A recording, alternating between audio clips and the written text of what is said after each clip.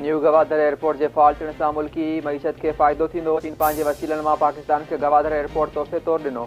आलमी बैंक ड्रिगे मुदे लाइ भाईवारी जी फ्रेमवर्क जो फ़ैसिलो कयो आहे। आलमी बैंक ईंदड़ 10 सालनि में $20 अरब की सीड़पकारी कंदो।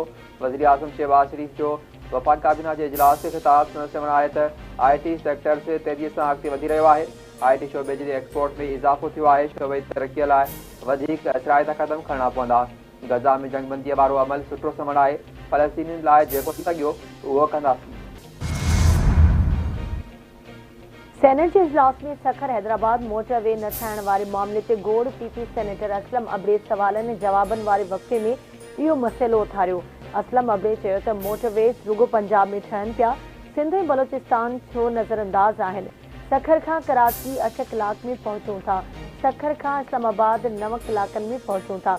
वफ़ाक़ी वज़ीर अलीम ख़ान चयो त उहो ख़ातिरी कराए थो त 2025 में M6 मोटरवे ठहणु शुरू थी वेंदो।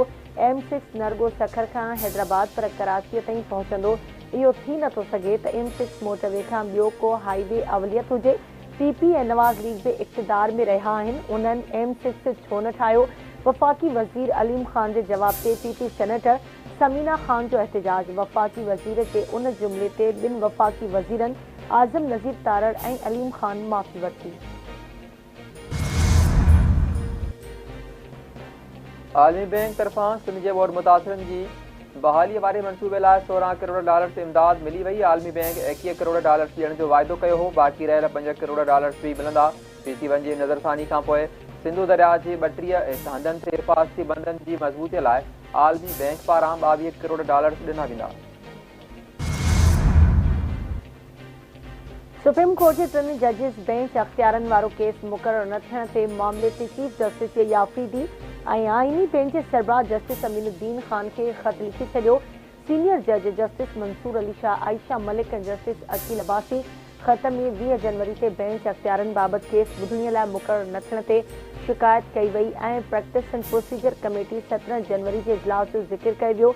ज़रियनि मूजिबि जस्टिस मंसूर कमेटी खे आगाह कयो त उन जो नुक़्तो रिकॉर्ड ते मौजूदु आहे। जस्टिस मंसूर अली शाह ख़त में चयो त कमेटी पहिरियां वारी बेंच जोड़ी 20 जनवरी ते ॿुधणी मुक़ररु कई हुई। केस फिक्स न करणु जुडिशियल ऑर्डर खे न मञण जे बराबरि आहे।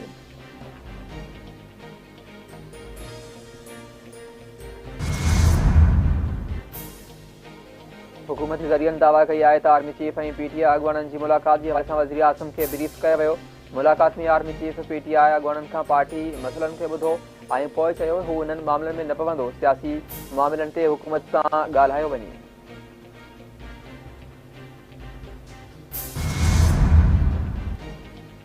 Tehreek Insaf intra party election case में PTI chairman barrister Gohar election commission खां मोहलत घुरी वरिती। इलेक्शन कमीशन मोहलत ॾींदे केस जी ॿुधणी 11 फरवरी ताईं मुलतवी करे छॾी। इलेक्शन कमीशन में चीफ इलेक्शन कमिश्नर जी सरबराही में 3 रुकनी बेंच PTI इंट्रा पार्टी चूंडनि वारे केस जी ॿुधणी कई। बैरिस्टर गोहर इलेक्शन कमीशन साम्हूं पेश थियो।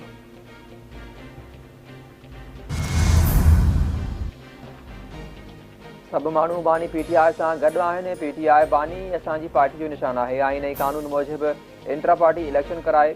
अञा ताईं इलेक्शन कमीशन तरफ़ां असांखे सर्टिफिकेट न आहे मिलियो। असां इलेक्शन कमीशन जी आईनी ऐं कानूनी सवालनि जा जवाब ॾेई छॾिया आहिनि। PTI चेयरमैन बैरिस्टर गोहर जो इस्लामाबाद में इलेक्शन कमीशन ऑफिस ॿाहिरियां मीडिया सां ॻाल्हियूं। संदसि चवणु आहे त पार्टी सर्टिफिकेट असांजो आईन ऐं कानूनी हक़ आहे। पार्टी ऑफिस ते शाबे दौरान FIA वारा दस्तावेज़ खणी विया हुआ। असांखे उमेद आहे त ईंदड़ ॿुधणी ते PTI खे सर्टिफिकेट मिली वेंदो।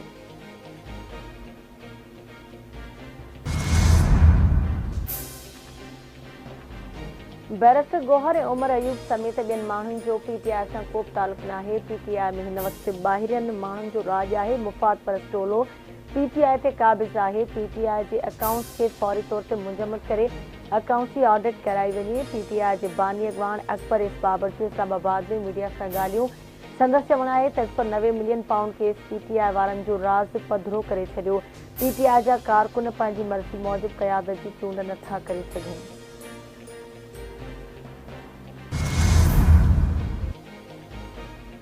सिंध जे वॾे वज़ीर सैयद मुराद अली शाह जो कराची में रिसाला पुलिस स्टेशन जो दोस्तो दौरो। वॾे वज़ीर रिसाला थाणे जी हद में तामीर थियल वुमेन पुलिस स्टेशन जो जाइज़ो वरितो। वॾे वज़ीर तरफ़ां वुमेन पुलिस स्टेशन जी तामीर में देर ते घरू वज़ीर खां रिपोर्ट तलब करण जी हिदायत। लेडीज़ डेस्क ते कंहिं तजर्बेकार लेडी पुलिस एहलकार खे मुक़ररु करण ऐं FPCT खे थाणनि ते स्टाफ जी ड्यूटी यकीनी बणाइण जी हिदायत।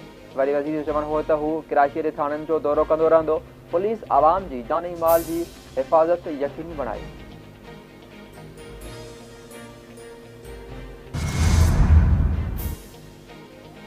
अमेरिकी सदर डोनाल्ड ट्रंप अॻूणे सदर जो बाइडन जा 78 सदारती कदम रद्द करे छॾिया। डोनाल्ड ट्रंप कैपिटल हमले में मुलविस 1500 माण्हुनि खे मुआइदे ॾियण जे ऑर्डर ते सही करे छॾी। सदर ट्रंप फेडरल मुलाज़िमनि जूं भर्तियूं मुंजमद करण वारे ऑर्डर ते बि सही करे छॾी। फेडरल मुलाज़िमनि लाइ घर मां कमु करण जी सहूलियत बि ख़तम। ट्रंप पेरिस माहौलियाती मुआहिदे खां धार थियण वारे ऑर्डर ते सही कई ऐं गॾी मसनूई ज़हानत पॉलिसी बाबति जो बाइडन जो एग्जीक्यूटिव ऑर्डर रद्द करे छॾियो। जो बाइडन जो 2030 ताईं इलेक्ट्रिक कारुनि जे विकिरे जो हदफ़ 50% करण वारो ऑर्डर बि रद्द। डोनाल्ड ट्रंप इज़हार जी आज़ादी ऐं सेंसरशिप ख़तम करण वारा एग्जीक्यूटिव ऑर्डर बि ख़तम करे छॾिया।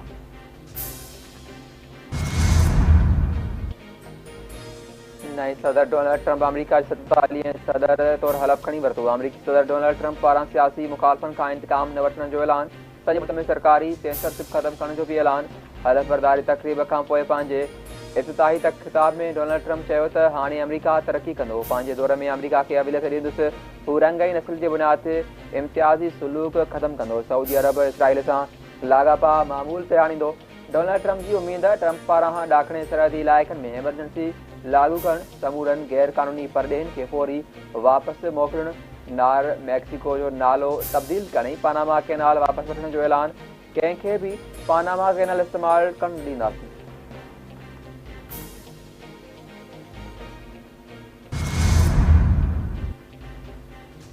सदर आसिफ अली ज़रदारी पारां डोनाल्ड ट्रंप खे सदर जो उहिदो संभालण ते वाधायूं। नए अमरीकी सदर लाइ नेक ख़्वाहिशुनि जो इज़हार।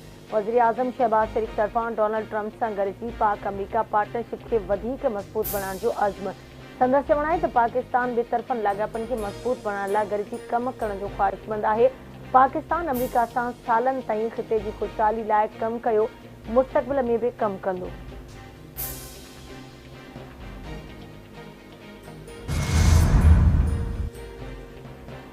मोरितानिया ॿेड़ी हादसो ज़िंदा बची वियल पाकिस्तानी इंकशाफ खे वाहिद खेनि भुंगवेज़ ज़िंदा छॾे वियो। जांच कमेटी साम्हूं शुरूआती बयान में इंकशाफ साम्हूं आया। ज़िंदा बची वियल पाकिस्तानियुनि ॿुधायो त सेनेगाल, मोरितानिया में ऐं मराकश जे इंसानी स्मगलर्स माण्हुनि ते तशदुद कयो। बुख ऐं उञ ते मरी वियल चइनि छोकिरनि खे मथी ऐं चहिरे ते हथोड़ा हयां विया ऐं समुंड में उछलायो वियो।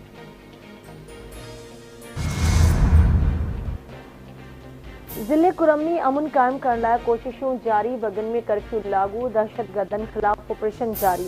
सिक्योरिटी फोर्सिस मोर्चनि जो कंट्रोल संभाले वरितो। बगन ऐं भरपास इलाइक़नि खे ख़ाली कराए वियो। बंकर्स खोलण जो अमल मुलतवी कयो वियो। पारा चिनार अहम शाहराह 112 ॾींहं बि हर क़िस्म जी ट्रैफ़िक लाइ बंदि। पारा चिनार समेत 100 ॻोठनि खे बिजलीअ जी फ़राहमी मुअतल। इलाइक़े में कारोबारी मर्कज़, पेट्रोल पंप ऐं होटलूं बंदि। इंटरनेट सर्विस बि मुअतल।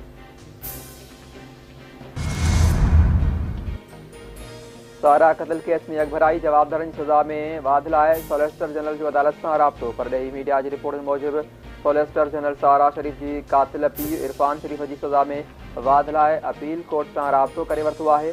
सॉलिसिटर जनरल चवे थो सारा शरीफ़ अज़ियत बर्दाश्त कई। इरफान शरीफ़ खे गैर मामूली तौरु घटि सज़ा ॾिनी वई। अपील कोर्ट हाणे फ़ैसिलो कंदी त जवाबदारनि जी सज़ा में इज़ाफ़ो कयो वञे या न। सिंध जे तारीख़ी माग भंभोर लॻ कोस्टल हाईवे ते ख़ानगी विंड पावर कंपनी ख़िलाफ़ मोहाणनि जो अॼु ॿिए ॾींहुं बि एहतिजाजी धरणो जारी। मोहाणा समुंड में वञण जी रस्ता रोक ख़िलाफ़ कंपनी जे मुख्य गेट आॾो वेठल रोड ब्लॉक। कराची में मलीर हादसे इलाइक़े रिफ़ायाम सोसाइटी में घर मां औरत ऐं मर्द जा गोलियूं लॻल लाश ते लाश पोस्टमार्टम लाइ जिना अस्पताल मुंतक़िल। मक़तूलनि जी सुञ फातिमा ऐं अली नालनि सां सुञाणप थी। पुलिस मक़तूल औरत जे वालिद अज़हर खे गिरफ़्तार करे वरितो। रंगी टाउन जे मोहम्मदाबाद वारे इलाइक़े में फायरिंग में हिकु शख़्स मारिजी वियो। मक़तूल जी सुञाणप मोहम्मद सिद्दीक़ नाले सां थी।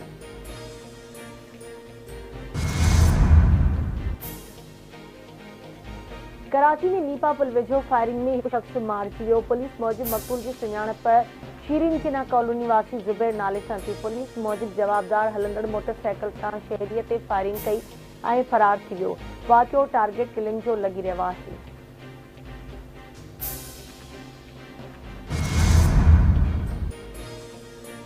पनियाखिर भरिसां ॻोठ रेडी चाचड़ वटि ज़मीन मां गोलियूं लॻल लाश हथ। लाश जी सुञाणप अख्तर आराई नाले सां थी। लाश तालकी अस्पताल मां ज़रूरी कार्रवाई खां पोइ वारसनि हवाले।